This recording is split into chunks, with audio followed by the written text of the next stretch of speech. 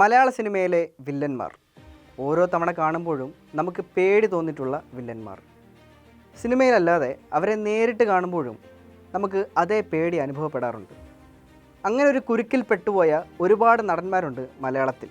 അതിന് ഏറ്റവും വലിയ ഒരു ഉദാഹരണമാണ് മൺമറഞ്ഞു പോയ മലയാളത്തിൻ്റെ പ്രിയനടൻ ബാലൻ കെ നായർ. വില്ലൻ വേഷങ്ങളാണ് അദ്ദേഹം കൂടുതൽ ചെയ്തിരുന്നതെങ്കിലും തനതായ അഭിനയ ശൈലി കൊണ്ട് മലയാളത്തിലെ മികച്ച നടന്മാരിൽ ഒരാളായി അദ്ദേഹം മാറിയിരുന്നു.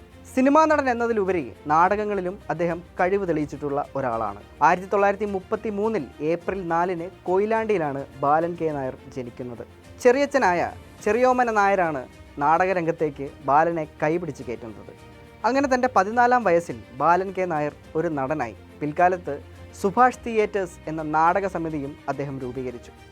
നാടകങ്ങൾ ചെയ്യുന്നുണ്ടെങ്കിലും ഉപജീവനത്തിനായി ഒരു മോട്ടോർ വർക്ക്ഷോപ്പ് അദ്ദേഹം തുടങ്ങിയിരുന്നു. പകൽ സമയങ്ങളിൽ അവിടെ ജോലി ചെയ്യുകയും രാത്രികളിൽ നാടക റിഹേഴ്സലുകളുമായി അദ്ദേഹം ഒരുപാട് കാലം മുന്നോട്ട് പോയിരുന്നു.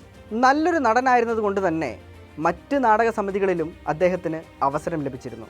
1969 പുറത്തിറങ്ങിയ സർഹത്ത് എന്ന ഹിന്ദി ചിത്രമായിരുന്നു ഇദ്ദേഹത്തിൻ്റെ ആദ്യ ചലച്ചിത്രം. 1971 പുറത്തിറങ്ങിയ മാപ്പുസാക്ഷിയാണ് ബാലൻ കെ നായർ മലയാളത്തിൽ ശ്രദ്ധിക്കപ്പെടാൻ ഇടയായ സിനിമ. മലയാള സിനിമയിലെ വില്ലൻ പരിവേഷങ്ങൾക്ക് പുതിയൊരു മുഖമുദ്ര അന്ന് പിറവിയെടുത്തു. അഗ്നി, ആൾക്കൂട്ടത്തിൽ തനിയെ, തുഷാരം, ആറാട്ട്, ഈ നാട്, ഒരു വടക്കൻ വീരഗാഥ, അടിയൊഴുക്ക് എന്നിവയാണ് ബാലൻ കെ നായരുടെ ശ്രദ്ധേയമായ മറ്റു സിനിമകൾ. MTയുടെ രചനയിൽ KS സേതുമാധവൻ സംവിധാനം ചെയ്ത ഓപ്പോൾ എന്ന ചിത്രത്തിലെ പ്രകടനത്തിന് മികച്ച നടനുള്ള 1980 ദേശീയ അവാർഡും ബാലൻ കെ നായർ കരസ്ഥമാക്കിയിട്ടുണ്ട്. കൂടാതെ പുഷ്പശ്രീ അവാർഡ്, പ്രവാസി ബഷീർ പുരസ്കാരം, സംസ്ഥാന സർക്കാരിൻ്റെ പ്രത്യേക പുരസ്കാരം എന്നിവ ബാലൻ കെ നായരുടെ സമഗ്ര സംഭാവനകൾക്ക് ലഭിച്ചു.